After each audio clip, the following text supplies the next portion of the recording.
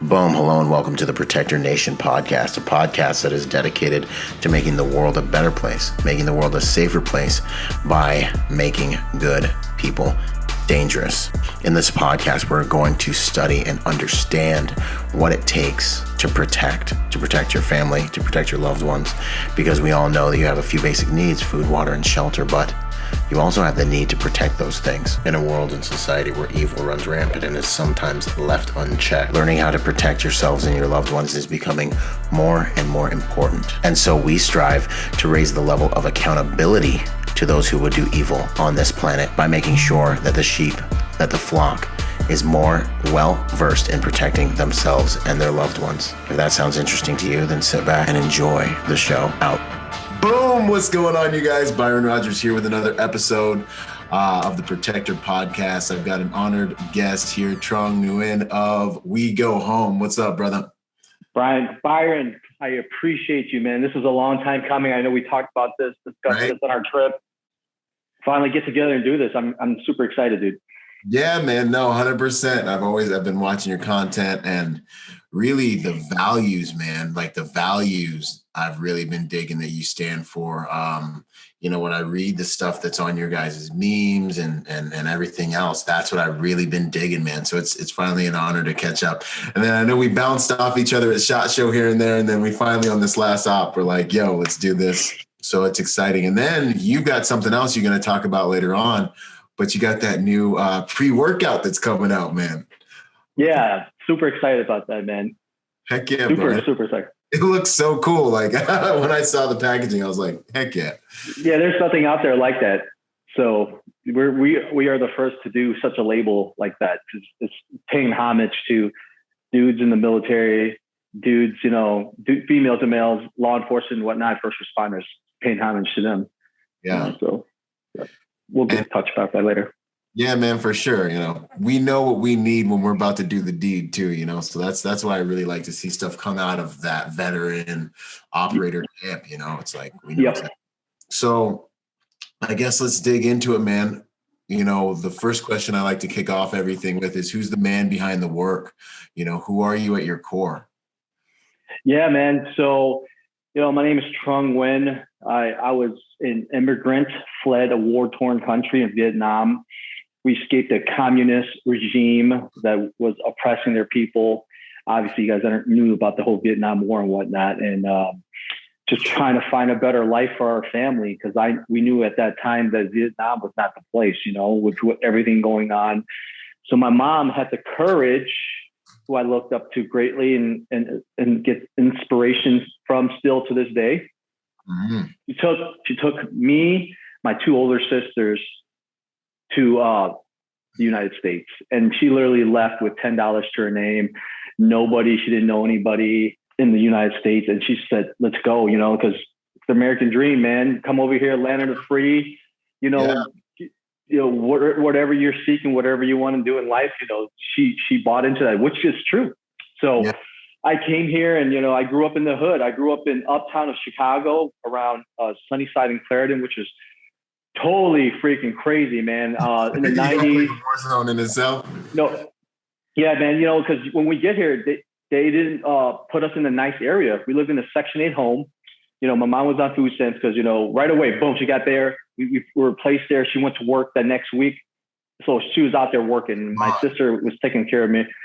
Yeah. And grew up wearing girl clothes. We lived back in the middle of like a war. The Latin Kings, the Vice Lords, Four Corner Hustlers, and 2 blocks down north is the Gangster Disciples. And they were going at it, man. These are all like black gangs. Latino gangs, there's the Latin Kings, black gangs and GDs, the Four Corner Hustlers were black gangs. So did you have any, Asians to blend in with, or do you? Dude, we were in a big mixing pot, of where I live. So I had Hispanic friends, I had black friends. That's all I hung out with, So we were just, trying to you have to learn street smarts right away. Yeah, so man. I grew up in that, and, hung out with the wrong crowd for a little bit because, I was looking for a father figure, and, I was easily influenced because I didn't know any better. And growing up doing that and meeting a police officer on the streets, when I was playing ball, he came up to me, my friends like, hey, I'm officer such and such. This is the area I patrol. If you ever need anything, let me know. Here's my business card.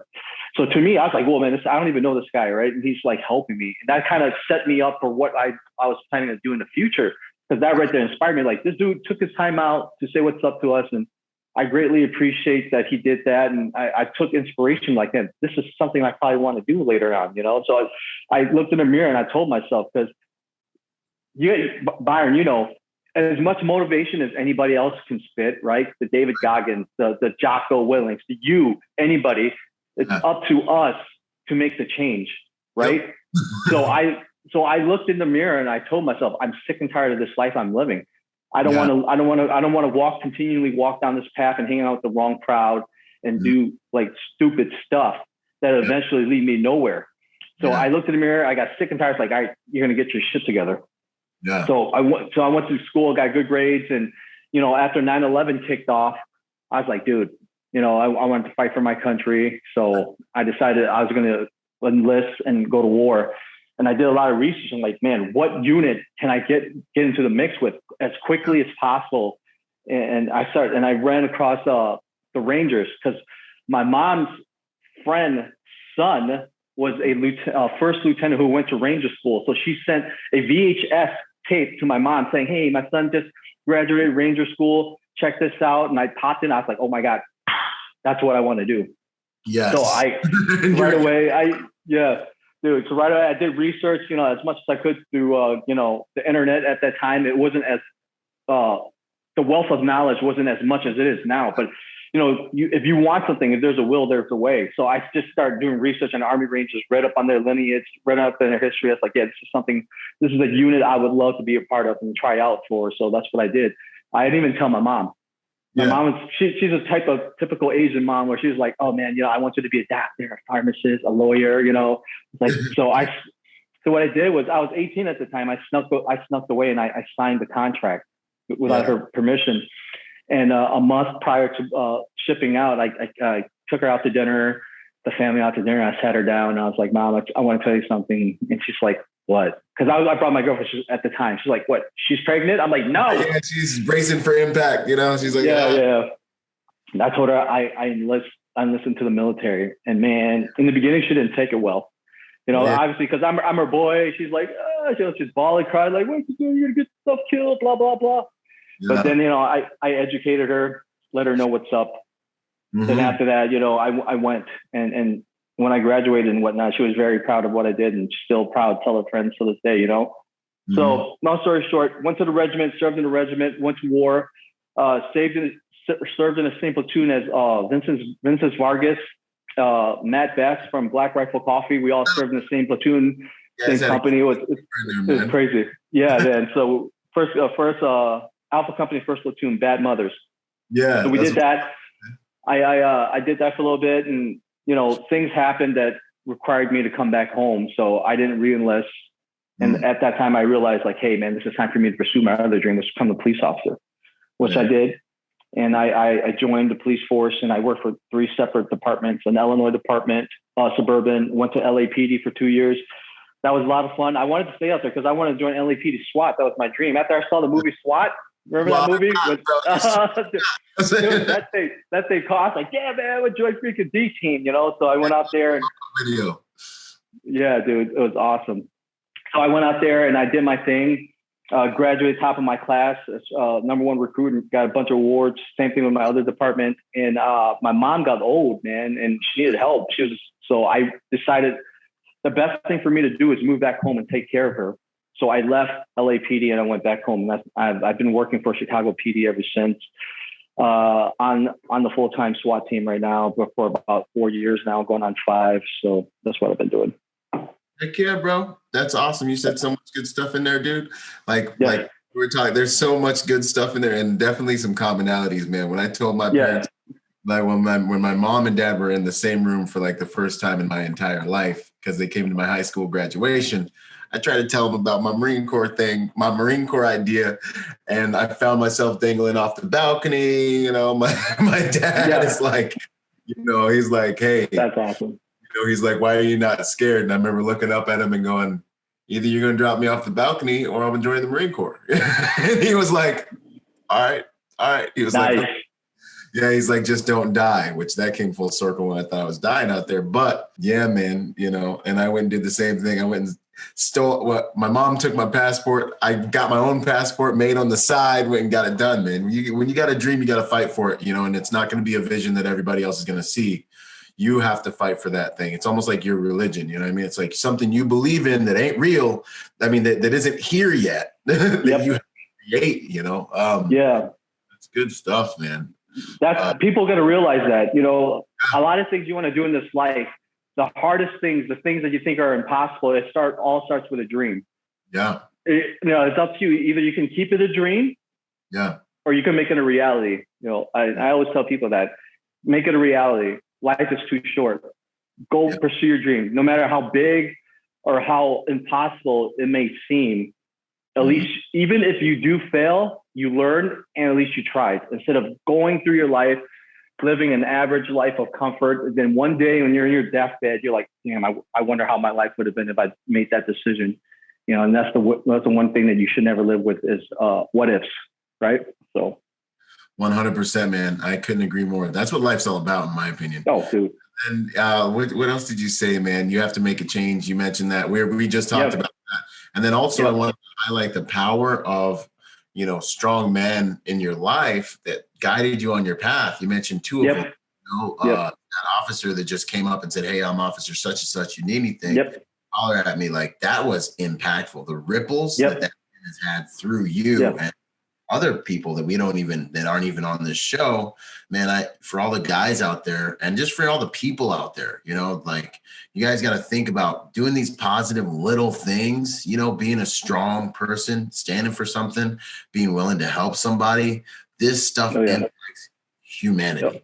100%. Even in the Marine Corps, you got some NCOs you probably looked up to. I had NCOs grew up in the battalion that I looked up to that molded me into the man I am today, you know? And those impacts makes a huge difference. Like you said, Byron, it's like that ripple effect. You drop that pebble in that pond, and that's going to affect one person. That person's going to affect another person. It's going to continue.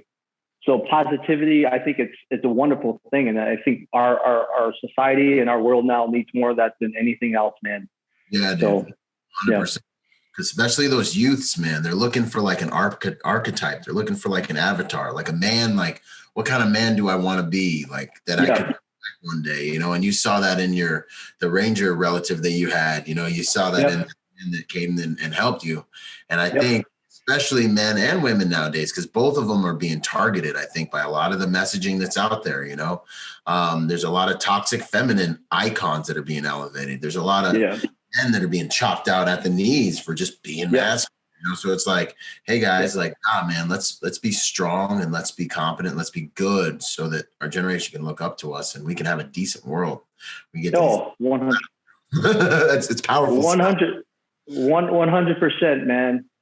We didn't come this far. America didn't come this far, and all the trials and tribulations from weak men or weak personalities.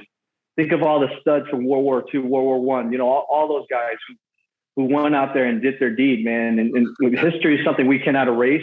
It's very important. It's what our foundation of our country, and it'll help elevate our society to keep it going and not getting crushed over some bullshit. So real talk, man. And the other thing I'll say too, man, when you're getting ready to go into the belly of the beast, ain't nothing better than knowing when, you know, those NCOs or those, you know, whoever your sergeant was or whoever was at that.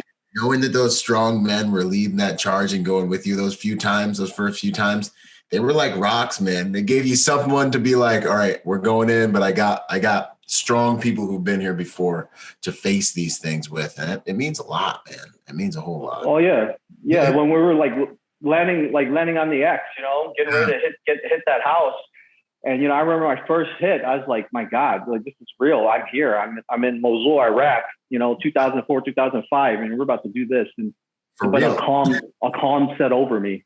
Because from all that training that I've experienced and seen firsthand by all these studs, I'm like, dude, all right, man, I'm ready for this, man. You know, this is something I prepared for. And these guys are studs. And we're going to go through this door and let's do this. You know, it's crazy. Yeah. I think there's nothing, this rabbit hole is great, man, but I think there's nothing, there are few things as valuable as knowing that you're riding into, you're riding into the chaos, into that battle with a pack of competent dudes that are willing to go 100% with you, man. That's feelings ever. My God. Oh, dude, I'm telling you. Yeah, it's just like, yeah, man. When I finished my RIP at the time and I came to battalion, I thought I was a stud. Then I got crushed real quick. It just humbles you, but in a good way. And these guys, a lot of these guys who were there already got like 4 tours underneath their belt. Two Afghanistan, 2 Iraq. Because people don't realize in the regiment we don't operate a year-long tour. We operate 3 months to 5 months at a time. So we go out there, we do our shit, we come back, we go on leave for a couple of weeks, we then prep up again and head back out there, and it's a constant rotation. So it's pretty crazy. It's pretty fast. It's a very, very fast unit. No, that's what's up, man. Real quick, man, this poster behind you, hard work is not, man, that I could hit that, man. I can start preaching on that, but what does that mean to you, man? Dude, so this is obviously Muhammad Ali. Yeah. And I respect the man so much. He has swag, he has the work ethic, he has everything.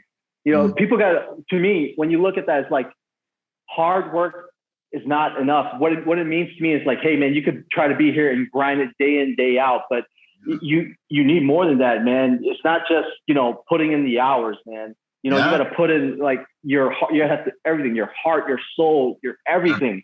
You can't just, because the guy who can show up to work and do a little bit of overtime compared to you doing overtime, showing up to work, doing more on the side, hustling, always constantly thinking, always thinking about the next step, developing and just like, it's like a chess game. So to me, hard work, yeah, man, it's not enough. You want to be successful. You want to be the top 1%. You want to be with the best. You better fucking give everything you got. Everything. Dude, yeah, man. Everything. Put it all on the line every single fucking time, man, regardless. So I look at that every day in my office. It reminds me like, dude, this is nothing. You gotta put more. You gotta put more. You gotta put more. So yeah, that's good. Something I look at. Yep.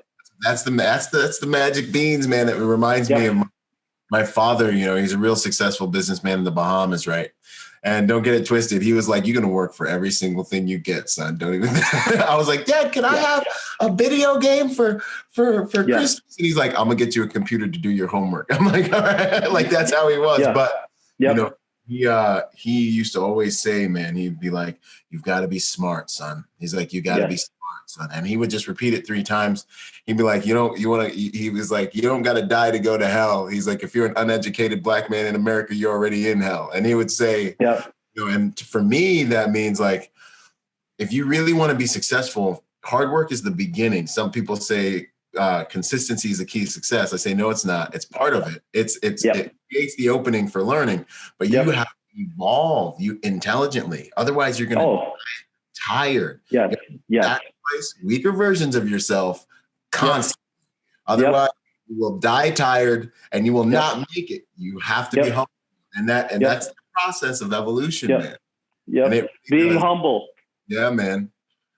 Discipline. Yeah, man. Hard work. Persistence. Facing your fears.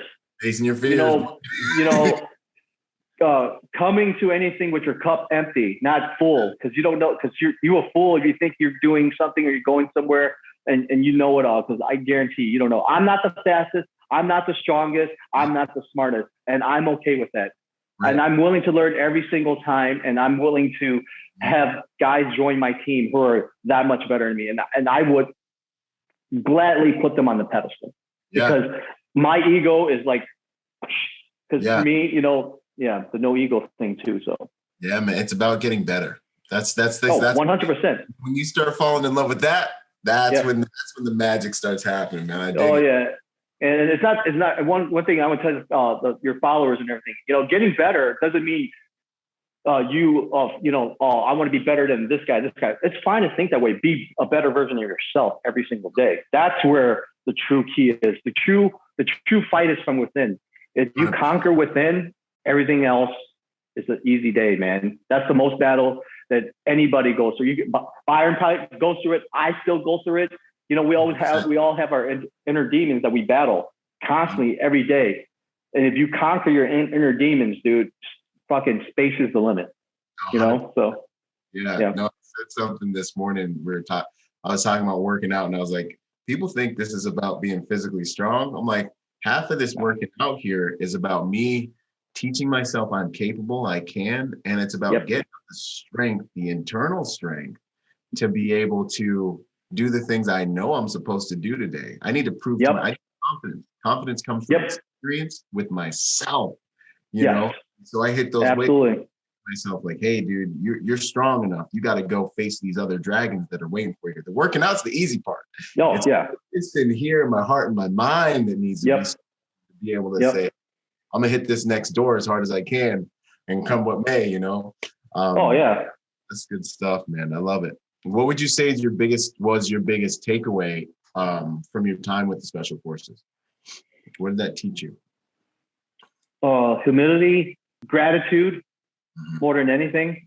Seeing how other countries live, how they're being oppressed, how how we are so lucky as a nation to have what we have every day. You know, think about it. I signed up to be a Ranger. No one forced me. No one forced me in the Army. No one forced me to be a police officer. No one forced me to do the things I did. I chose this life. And that's the beauty of America. And that's the one thing that the military has taught me is gratitude, discipline, you know, knowing that, hey, freaking, this might seem tough. Oh, I got to go on this. We got to do this freaking hop. We just did CQB all fucking day in Yakima. Yeah.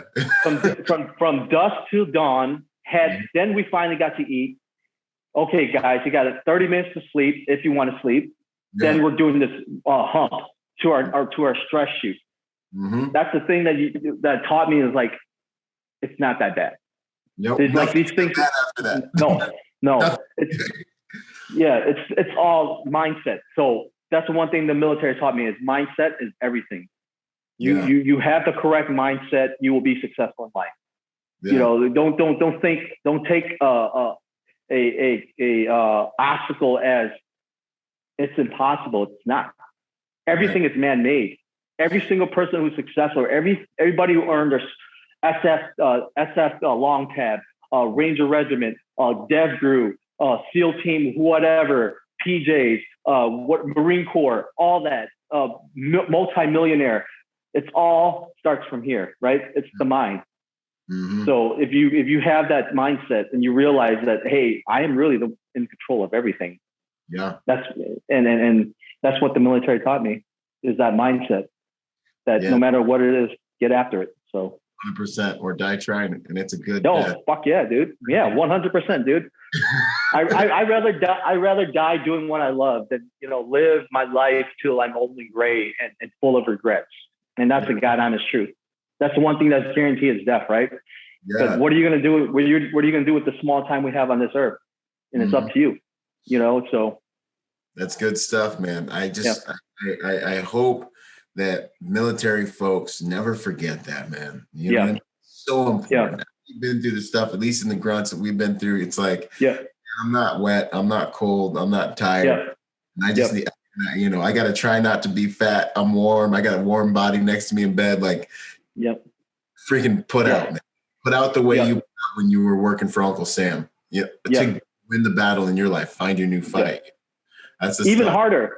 Yeah, even harder because now it's your fight. You know what I mean? Like, dude, even harder, man. Like I come out here now, I'm giving way. I'm not saying I didn't give 110% when I was in the regiment, but I'm giving it even harder now. To me, that mindset, I pass it over. I didn't let that die. I don't want to be that dude who you see, like for example, that high school jockey who was on a varsity team, who's in his 40s and 30s and still wearing his leather jacket and talking about the old times, the good old times. Like, I used to do this.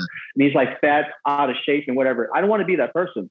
We got indoctrinated in that lifestyle, and I'm gonna live that lifestyle until the day I die. 100%. Because that's me. That's who I am. To the fucking tip is that's the person I am, and I want to help as many people as I can. So how am I going to help others? if I don't take care of myself and be a person of somebody they can look up to, or be like, hey man, that's somebody I want to inspire to be, because what is life? What is life? Yeah, money's cool. Yeah, whatever. But to me, that's not about the money. It's how many lives can I affect? And from that, they're going to affect other people's lives. We just talked about that, the whole ripple thing. So that's what keeps me going, dude. 100%. That's what keeps, yeah. I dig it. What have you learned from your time with SWAT, man? Oh man, there's some evil fuckers out there, dude. How black humanity, how dark humanity really can be. Yeah. Not only how dark humanity can be, but how good humanity can be also. Now I'm not even going to just talk about SWAT. I'm talk about police in general. Mm-hmm. I served in a law enforcement capacity for almost 14 years now, mm-hmm. right? Spanning from 3 separate departments, dealing with thousands of calls from my days in patrol to my days on the team now.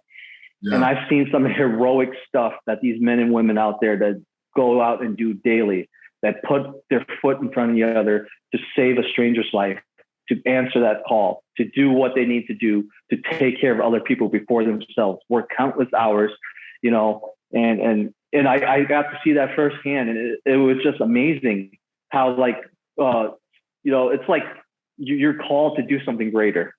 Yeah. And those men and women did. And don't get me wrong, not everybody is perfect. Right. We're all human beings, right? And it goes for every single job. Are there lazy cops? Absolutely. Are there cops that don't do the right thing? Absolutely.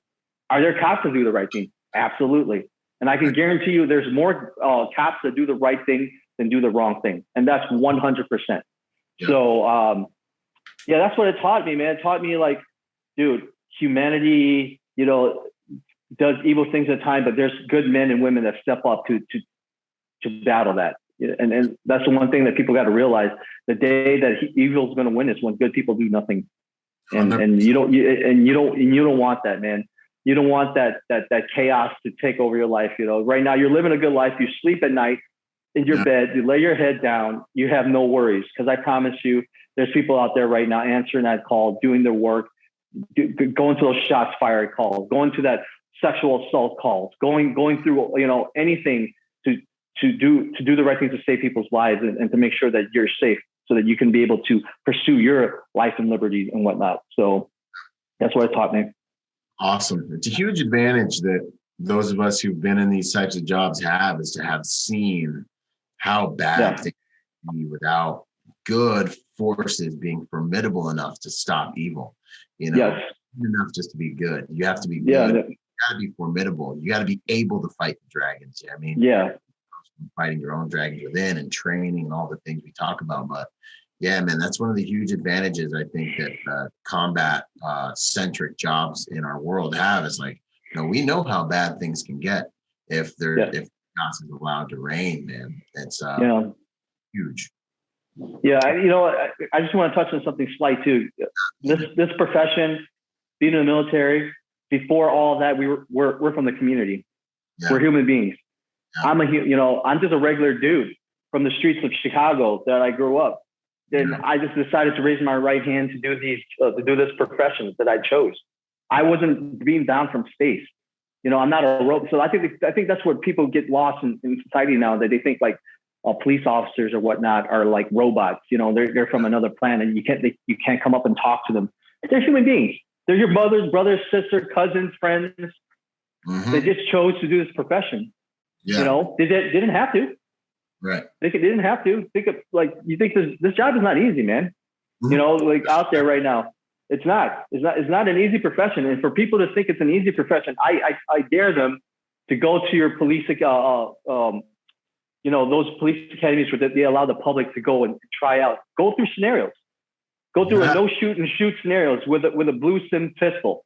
And let's see how you deal under stress with a millisecond to make a split second decision to shoot, no shoot, use whatever force, taser, a pepper spray, takedown, you have to think of all that in a split second of what to do.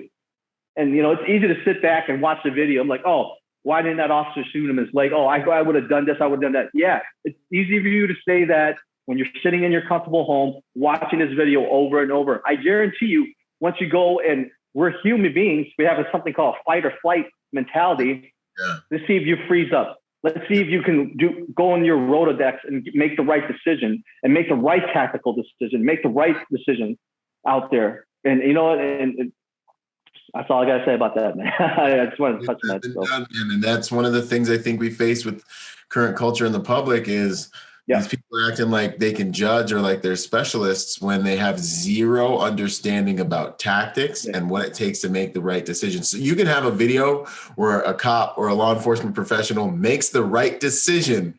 And if the media puts the video out in the wrong light, everybody thinks that the dude did the wrong thing. They don't understand. Yo, when someone has a knife, you need to address that with lethal force. Like this is just what you do, you know? And that was that's a tactically sound decision. But since no one knows any better, they're like, yo, well, how come he didn't, you know, put her in the arm bar or shoot him with the taser and all this stuff? And it's like, you don't know what you don't know, you know? And so I think it's a huge problem with the public, you know, being able to judge after the fact and think that they're right about things when they have no training and no competence in the areas. This is like what Andy Frisella says. Do your own damn fucking research. Everything, instead of just watching what the media puts out to you. Once you take a step back and be like, okay, this is what they're saying. There's always two sides to a story. Then there's the middle that meets, right? Do your own research. If you're curious of the use of force of your police department, I guarantee you, if you type in such and such police department use of force policy chart, boom, it'll pop up from A to Z. Offender does this, officers can do this. Offender does this, officer can do this. Offender does this, officers can do this. And it's listed out, and you can find everything on the internet if you just take the time to do the research, to find out your own facts, not just listen and spew what the media has to say. Because think about what they're doing right now. I think we're living in a time where they want to freaking divide and conquer. And they're doing a great job. Because United States, what's one of the things that we say in the United States? United we stand, divided we fall. Yeah. Right now, we are so divided, and we shouldn't be. You know, we should be one. We're all brothers and sisters. I see you as a brother. I don't see you, when I look at you, Byron, I don't see you as your skin color. Right. You know, or when I'm on the streets and I'm getting ready to pull somebody over, I don't be like, oh, he's green. Okay, that's the reason I'm stopping you because of your actions. You're causing me to pull you over because of you've done something, or I'm here on this call because somebody called and I'm here. Right. I'm here because, you know, to do my job. You know, I just didn't want to show up to somebody. I didn't just knock on somebody else. Like, hey, Jane, can I come in? You know, let me see if there's any crime going on. That's not how things work. So. No, I dig it, man. And that's what we need to get back to, man. And even, you know, being judged on the content of your character is really where it's at, man. That's what we need to get back to. And it's just unity over everything, man. It's all about humanity. Yeah. We need to be unified more than ever now, or we're going to lose our country. We're going to literally lose we're going to lose our country. And trust me, you think people fleeing here from other countries because they don't think the United States is the greatest country in the world. Mm-hmm. When Hong Kong was trying to fight for their democracy, you know what they were waving? United States of America flags. They were singing our national anthem. When people are here, they live so good. They're so used to all this liberty. They're burning the flag.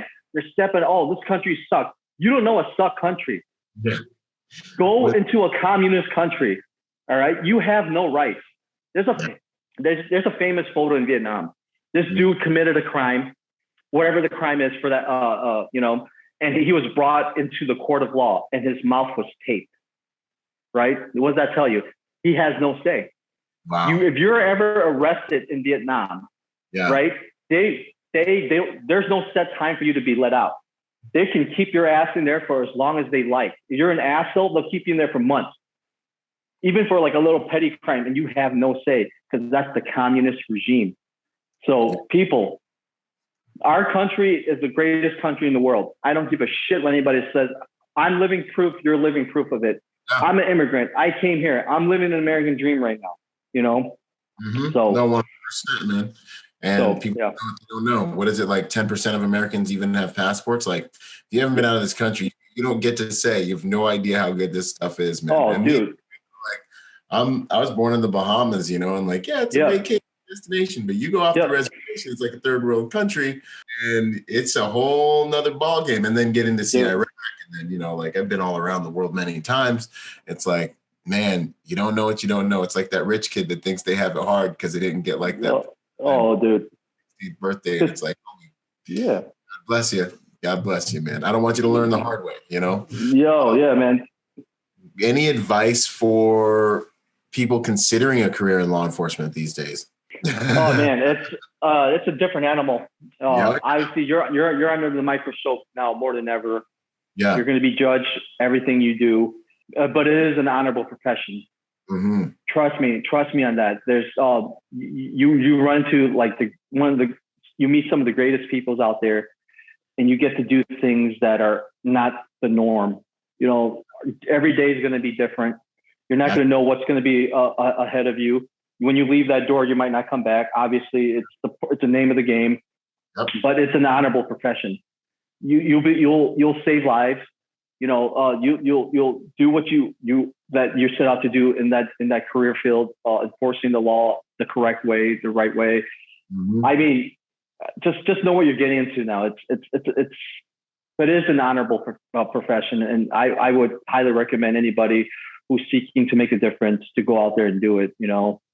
And it's some of the rewards you get from like helping people. You won't ever get that feeling just doing an office job. So yeah, no, 100%. Awesome, man. Intangible benefits are huge, but you got to be careful. You got to do it right.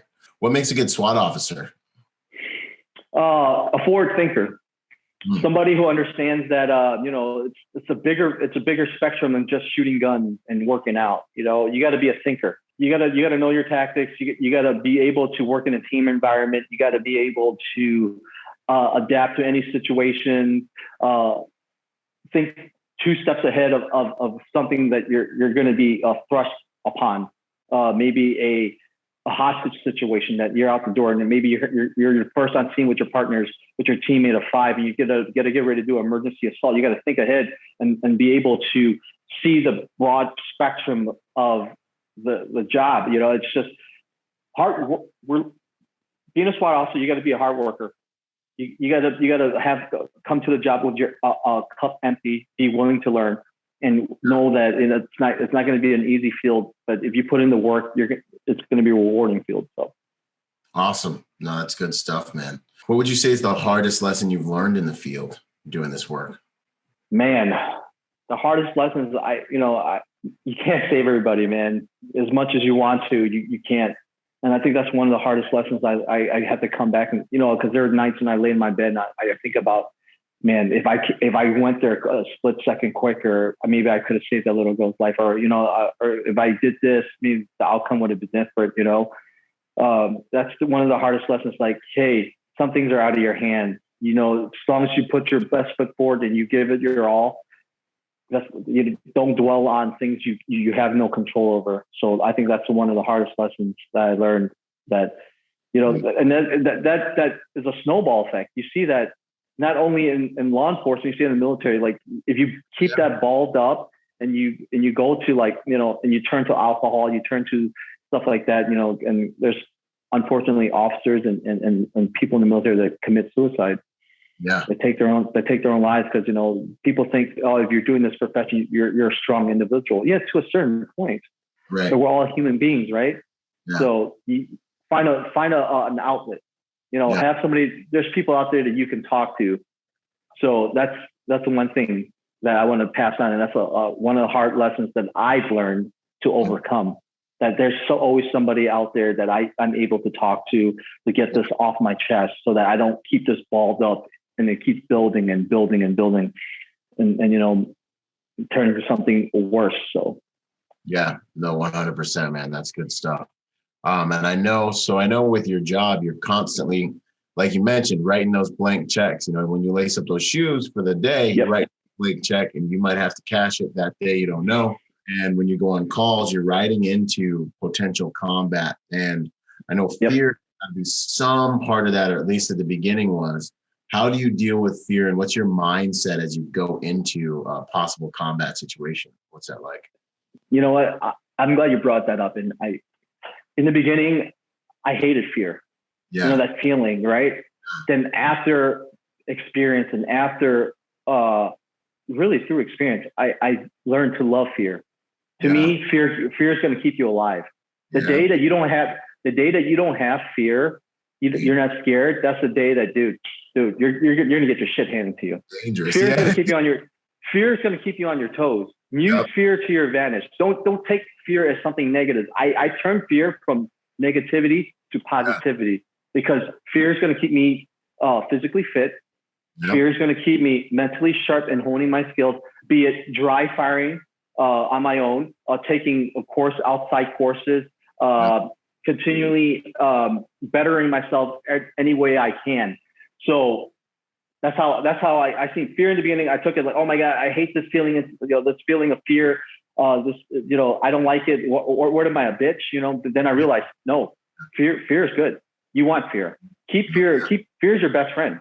Your fear is going to keep you alive, dude. So 100%. No, I love that. That's how I look at it too, man. I stay into fears. If I'm not feeling fear, even outside of the operational side, even in my own personal life, if I'm not doing something that's got me a little bit afraid, then I'm not doing anything at all. Like, and it's, I'm motivated, and humans, I believe, are more motivated by fear than they are by pleasure. Learn more from pain than I have. 100%. You hit the nail right in the head. Use fear to your advantage. Don't ever steer away from fear. Embrace it. Know that it's going to make you a better person in whatever field that you're going to do, and just get after it. Because every day we train, I'm running from a stupid version of me. I'm running from a fatter version of me. I'm running from a dishonorable version of myself. Like, fear letting my people down, my tribe. Like, this stuff is gas, man. And 100%. Yeah. Community, country, all that. Family, like you said, all that. So use it. Embrace it. Enjoy it. Love it. Don't see it as something negative. Absolutely not. 100%, man. That's the integration of everything. Not running from anything you experienced, but integrating it all as fuel. The fear, the faith, all of it. I love that, man. What would you say proudest moments in the field, man? Proudest things that have come from your work that you're excited about? That have happened? Hearing the thank from the community and from people who for the country. To me, that's the proudest moment. That I'm able to know that I went out there, I made a difference. Took that girl, maybe taking that little girl from her family who she was sexually assaulted, helping a female who's been brutally beaten by her boyfriend or husband, taken away from that domestic situation, being able to stop a shooting because I got a gun off the street, taking drugs off the street that it could have caused more harm to a community, stuff like that.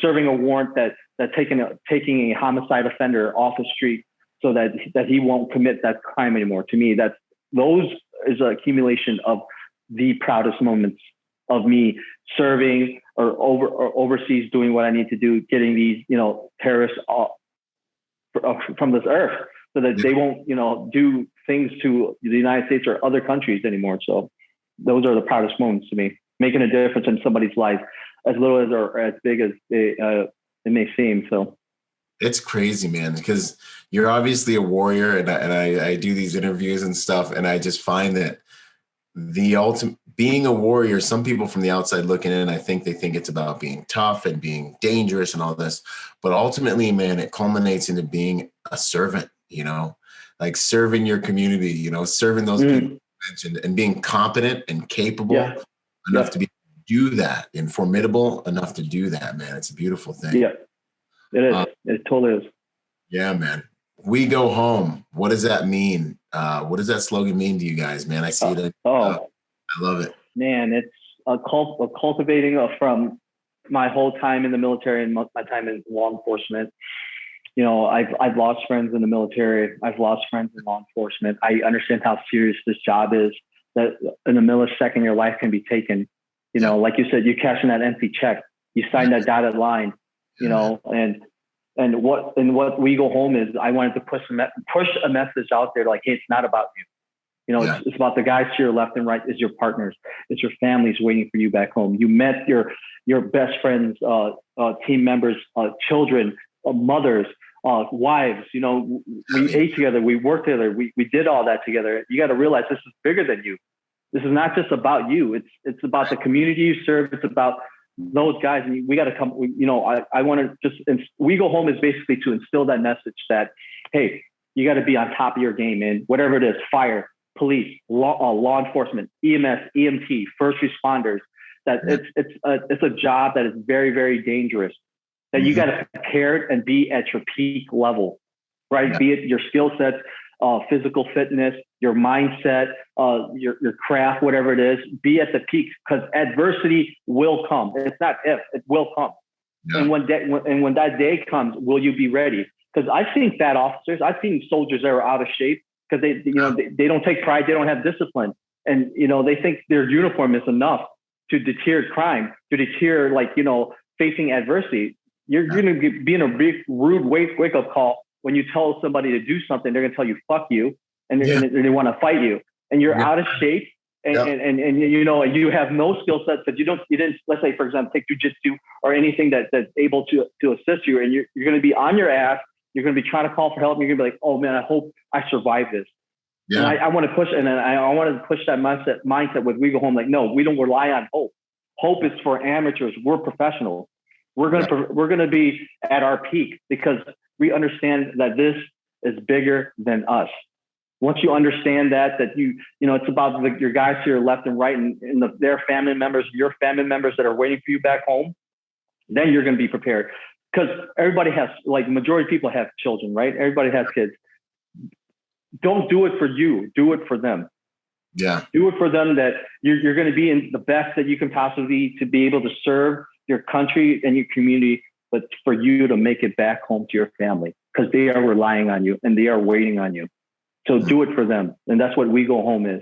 It's a big, I wanted to bring the whole community together to instill that message, and one day build a foundation, the We Go Home Foundation, so that I can assist the widows, the unfortunate widows that lost their members, service members, or law enforcement, fire, with their mortgages, put their kids through college, help pay for the injured bill of those first responders, take those first responders back out, who are dealing with PTSD, suicide, bring them together, talk about it, do events together to get the community together. So that's, to me, that's later on. I'm saying that's what We Go Home is.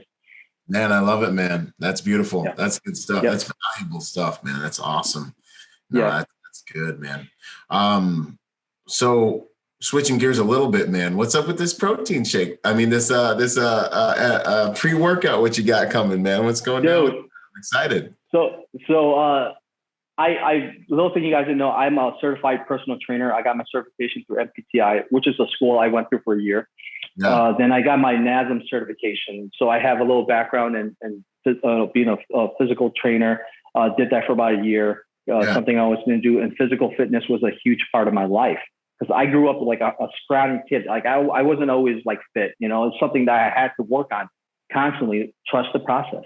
Yeah. So, so from the time I joined the regiment till now, physical fitness is huge. And, I felt like there was a big gap in the supplement industry where it's ran by civilians that didn't understand or trying to make a buck off the community. So I was like, hey, you know what? I want to create something that if people in the regiment, special operations, law enforcement, and fire, that would take, because I wanted to deliver something that was transparent, fully dosed, give the community something that is a bang for their buck, that I'm not out here trying to make $1 off our heroes.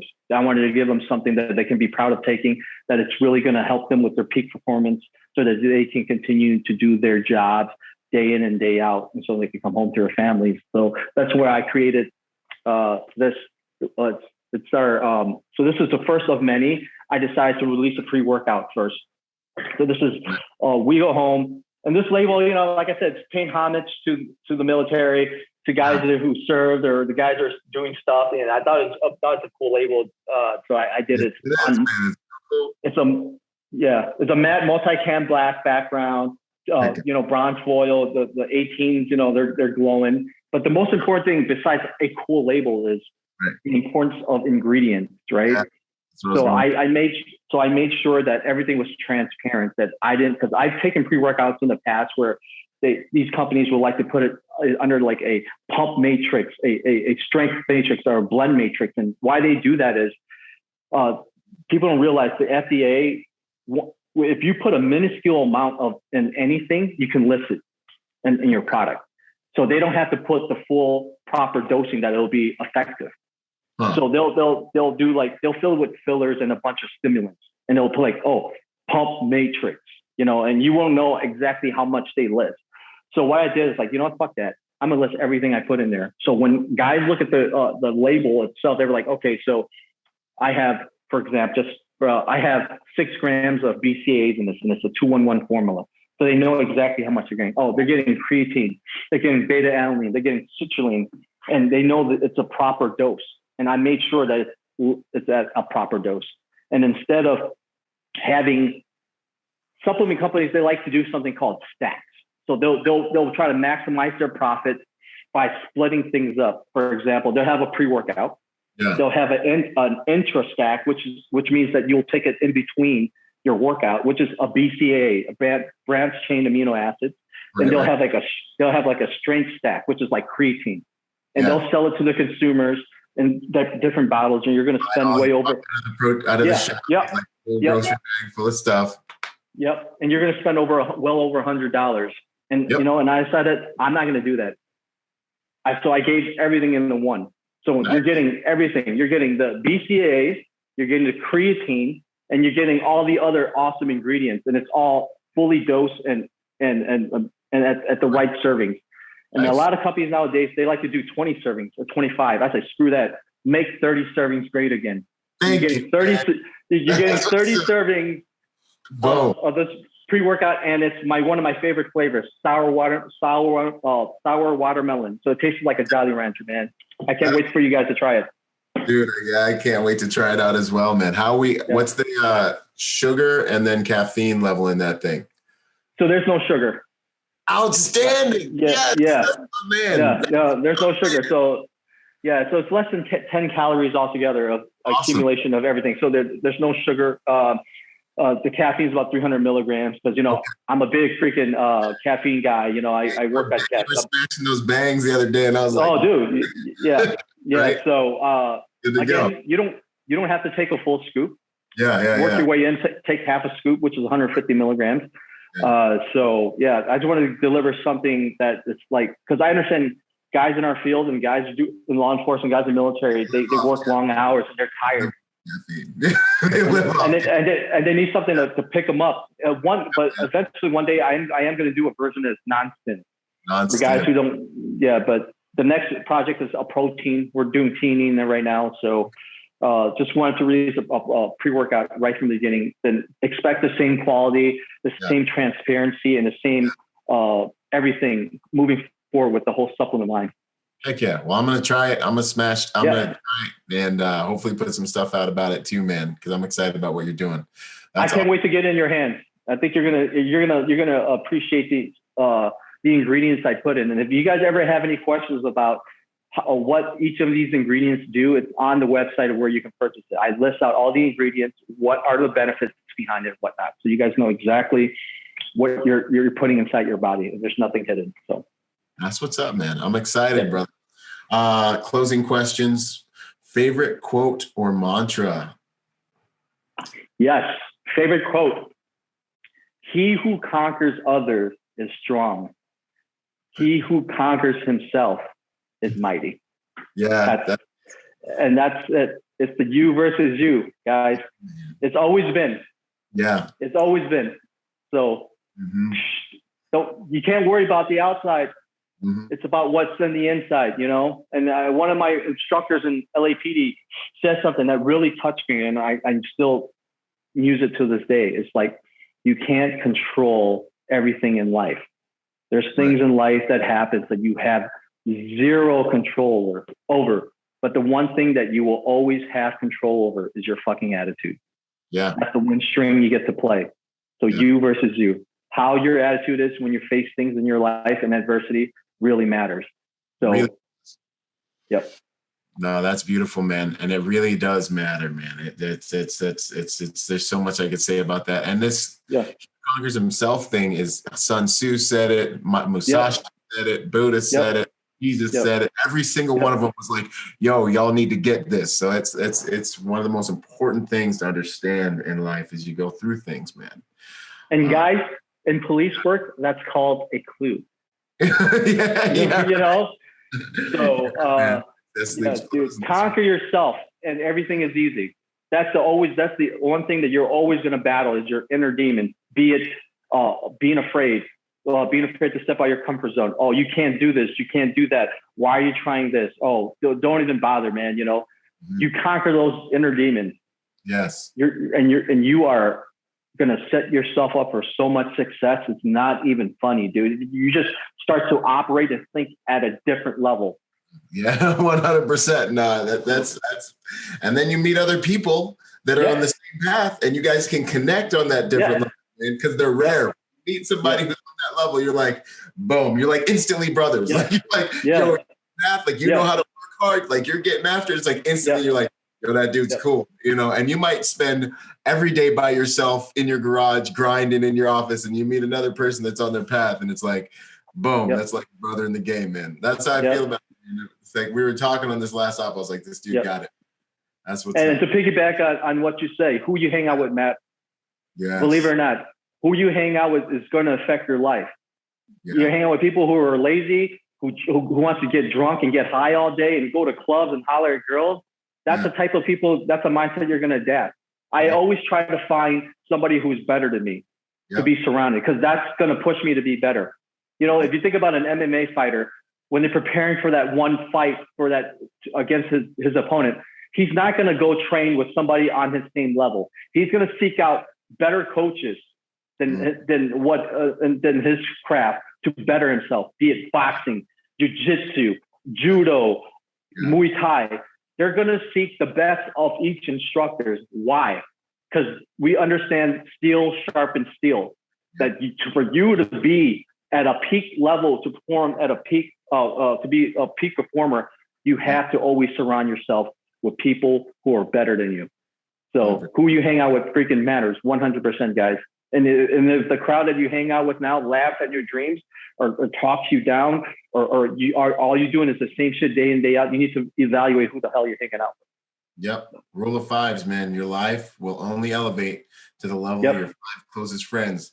And that's what I spend most of my time with, audiobooks and banging on my weekend. You know what I'm saying?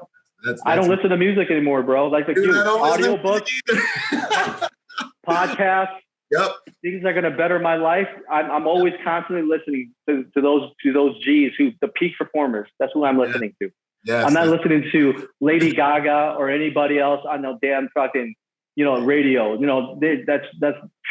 That's nothing. Yeah, you know? Man, I'm the same way, man. No, 100%. That's a hack. That's a life hack. And then leading into our next question, man, a habit or ritual or something people can implement into their lives that can make them better or better protectors, or that they should look at doing, Yeah, absolutely. And I think this goes with anything. Do things that are hard. Yeah. Do things that are hard until it becomes easy. Do the little things that are uncomfortable until it becomes comfortable. Seek out those, and those are the little building blocks that are going to build your character into whatever you want to do. When I go to a grocery store, I don't look for a parking like everybody else to park in the front. I park all the way in the rear, the furthest away I park, where there's no cars, not because I'm scared of people, but I realize hey, people are so comfortable. They want to be the nearest to the freaking convenience store so they can walk the least. Fuck that. I want to park as farthest away from everybody. I'll walk the furthest, because those little things matter. Even simple as those are they don't understand. It's like little training cues that you build into your body. It's just going to lead to everything else. When I'm done with my shopping cart, I don't just find a place and just shove it. I'll bring it back to where it belongs. I'll put it neatly into the spot. Little things like that. Like trash that's in the floor, I'll pick it up. stuff like that, build the habits of doing things that you don't want to do. And it's going to lead to things. It's going to lead to anything else you do in life. It's going to be easy. Yeah. I always do like before I used to hate doing deadlifts. Yeah. Now I love doing deadlifts. Yep. I pick the hardest things that I don't want to do and I make it to the things I want to do. And that's the one thing. It's easy to work on your strengths, work on your weaknesses, work on things that you don't want to do. Make your bed in the morning. Simple as like, get up, make your freaking bed. That's already one thing you already accomplished in your daily routine. And that's just going to steamroll to other things. To me, that's what the first thing I do in the morning. No matter how I feel, whatever, I make my bed, I make it neat. Boom. One thing already accomplished. Day already started today by making my bed. And that's just going to lead to everything else. I love it, man. This is some good stuff we've hit in this interview, man. This is some good stuff. And then finally, what's it all for, man? How would you like to be remembered? I don't want people to remember me as Trung, Army Ranger, or SWAT dude. I don't give a shit. It's not about me. I want to be remembered as somebody who helped other people in their lives for them to see their goals, for them to go out there and be like, hey, thanks to you, I signed up and I joined the military. I raised my right hand to be a police officer. I pursued my career. And now I'm a pharmacist. That's what I want to be remembered as, somebody who affects other people's lives to make that change, to help them to whatever way I can. So that's how I want to be remembered, man. I don't care about what I've done in the past. That's not who I am. That's why in my tags, I don't put RLTW, which is Rangers Lead the Way. I don't put hashtags like SWAT. I don't do any of that shit anymore. It's not like I'm not proud of my accomplishments, or I'm not proud of what I've done, but that's ego. Mm-hmm. I'm not here pounding my chest like, oh, I'm freaking Trung Nguyen, Army Ranger, SWAT. I don't give a shit about that. I want you to know me as a human being. If you respect me as a human being, and if you could find inspiration and aspire from how I am, how my work ethic is, and how I live my life, then I've done my job. Yep. So that's it, man. I love it, bro. I'm glad we're connected. Yep. Savage. Yeah, for sure. Interview, man. So good. This is like really high quality free information. I hope everyone takes it seriously. And then what are you up to these days? Where can people find you? So obviously my Instagram tag, if you guys want to follow it, you guys don't have to me. Followers, and I'm not chasing followers or anything like that. But you can find me on Trung, TRUNG, B as in boy, Nguyen, NGUYEN. That's my Instagram tag. Or you could follow my company, We Go Home. So we're doing. That's what I'm concentrating all my energy on right now. Is my company, because I want to build that foundation we're talking about, and working towards building this massive facility one day, where I can fly veterans, fire police out and have them train for free, take them, talk to them, sit down, have a conversation. If anybody's dealing with PTSD or thoughts of suicide or anything like that, just bring the community together to build a better life for everybody. Because if their lives are great and they're doing great things, it's just going to ripple effect. It's just going to affect everybody else. People they look up, the people that looks up to them, their family members. Awesome. That's meaningful. I love it.